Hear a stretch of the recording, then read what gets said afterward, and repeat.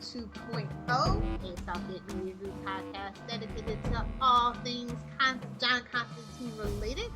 I am Lilith, and of course... Hey, it's me, Phil. Up for discussion today is issue 46 of Swamp Thing. Remember, this is the second issue to have dropped Saga of the... So, yeah, that's what we're calling it now. It is called Revelations, and it is actually quite a revelation. This cover is really great. It is an official actual part of Crisis on Infinite Earths crossover. It takes place before issue 5 and happens before issue 4. So there is a key death in this issue. And what else? Yeah, that's pretty much it that I need to cover right now. Hawkman in it for no reason. Oh, this issue is just crazy. It just reminded me how crazy Crisis on Infinite Earths really was. Well, yeah, I mean, it was everybody in the DC universe at that time. Yep. So we had Swamp Thing, John Constantine. They take a detour, and they're like, holy hell, all hell is breaking loose on Earth, and it quite literally was. And also, I think this is where the Ivanche are introduced, and if you have watched the series, then you should be very familiar with that. Yes, it was an actual thing from the comic books. I mean, you know, the TV show did kind of was really liberal with a lot of those plot points.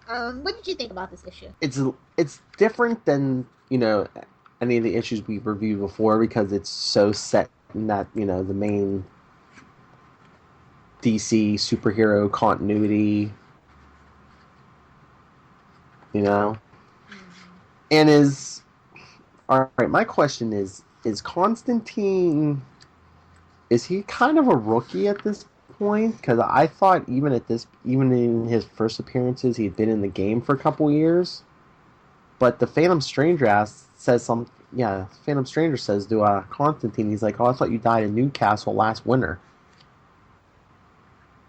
Well, he's been dabbling in the dark arts, and Newcastle was like kind of the culmination of things that could go wrong, I guess. Okay. Do you know what I mean? So he's on his beginning of quote unquote redemption as much as Constantine can be redeemed. Mm-hmm. I don't know. Maybe it's just me. I just always felt that. I just thought Newcastle was always like way like years previous, even at this point.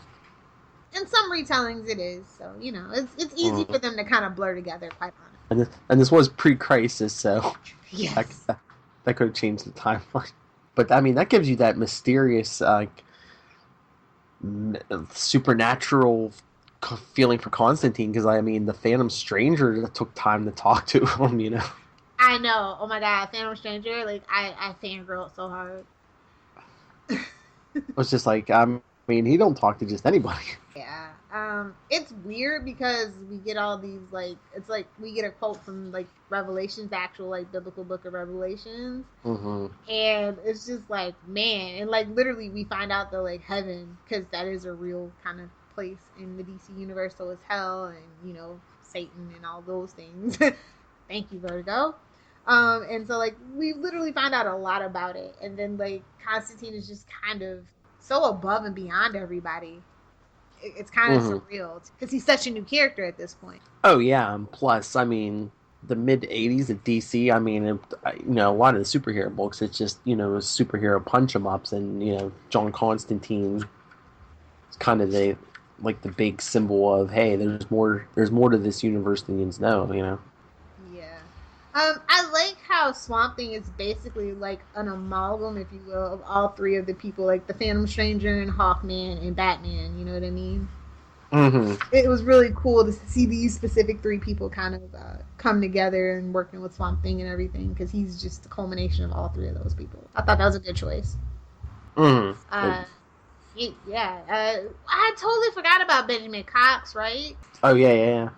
I was just like, oh yeah, it's been so long. And then, didn't the nun die in this one? Or is that the next one? Oh, no, yeah, maybe the next one, because the nun's there on the last page, yeah. Well, whoops, sorry, spoiler alert. Anyway, yeah. So, I don't no, I really enjoyed this. This is like the most we've seen Constantine in a issue of Swamp Thing since he first showed up in that first issue that we talked about. So it was nice.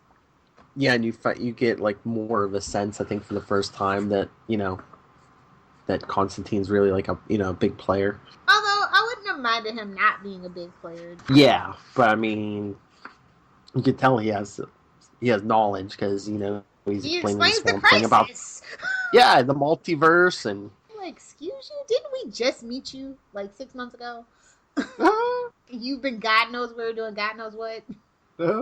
So anyway, yeah. Do you have a favorite panel?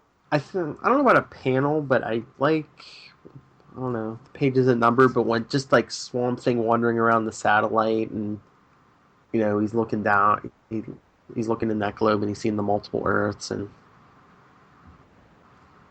I like page 5. The where are we at? teleportation. Oh yeah. I thought that was really cool how they did that one. Yeah, that's kind of trippy. So yeah, Yeah, that's no, yeah, that was the next page. Yeah, that's the one I liked. The page after that. Yeah.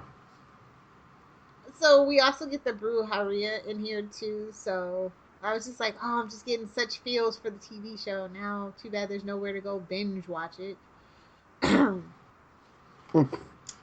Bitter Betty, yes I am.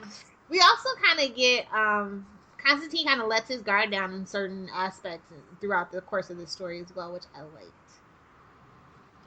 Yeah, but I mean, do you think it's kind of along the lines like he's like, well, all of existence might not be here in a little bit, so what does it matter? Yeah, I guess. So who's your favorite character? Um, I think. I mean, it's gonna sound cliche again, but I mean, I think it's Constantine, just because he's kind of guiding Swamp Thing through this whole thing and explain, the whole story's basically Constantine explaining stuff to Swamp Thing or or talking to the Phantom Stranger, and it kind of sets, like if you're not reading the other DC books, he's kind of sets up the whole story for you. Yeah, I definitely agree that Constantine was set up to be the MVP of this issue, and I really enjoyed him, and I thought we got a good wide range of Constantine, not just that cocky SOB demeanor, but like I really enjoyed his interactions with Swamp Thing as well. Like this was like probably the first time that I actually was invested in their interactions when I was first reading it, Mm-hmm. so that was nice. Yeah, it kind of feels like that he's actually is there to help Swamp Thing, and they could almost have a partnership. Because before this, it was like, okay, who's Constantine? Is he a villain? Is he gonna set Swamp Thing up? Exactly. Um, I love this cover though. This cover is just like to the point. There's a dinosaur on the cover. You're like, what the hell? Why is there a dinosaur on the cover? And like I said, you got Phantom Stranger, Hawkman, Batman, just this menagerie of just weird, otherworldly kind of characters, all kind of talking to Swamp Thing and interacting with him. And we also get kind of we talk about the green as well, which I love the concept of the green. I really do. So I wish they would talk about it more, honestly. Mm-hmm. So But I mean, just that cover, even back then, DC knew the bat sells. yeah. He's always sold, except for that one Oh time yeah. when he didn't because of the TV show. No. Sorry. Bitter Betty. I hold grudges. But anyway, what would you give this issue as a grade? Um, I liked it maybe because just I like the original Crisis on Infinite Earths. I'd say probably an A minus. Really? Uh huh. Oh, I would give it a B plus, definitely. Um, and that's probably only in retrospect, honestly, because of all the things that happened because of Crisis on Infinite Earths, especially what happened to the character of Swamp Thing. So Mm-hmm. that's just in retrospect. Totally solid, good issue. It's one of the less shoehorned in crossovers, in my personal opinion. while it didn't feel as organic as it could have been, it still felt like it could have happened regardless of this kind of crisis. Maybe not all three of them together there, but one at a time.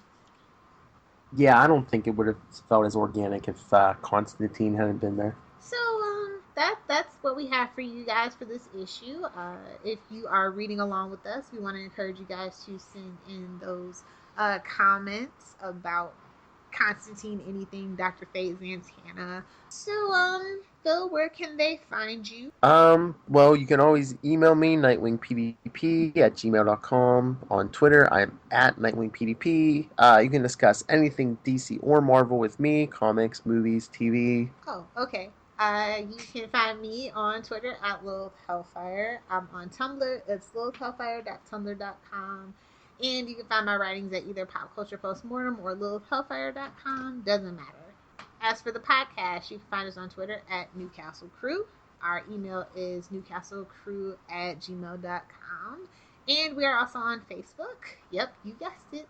Facebook.com/, the Newcastle Crew Podcast. So we look forward to hearing from you guys. There's plenty of ways to do it. If you do follow us on Twitter and you want to start a conversation, please be sure to use the hashtag Constant1, capital C, capital O. So, until next time, watch out for red skies and dinosaurs.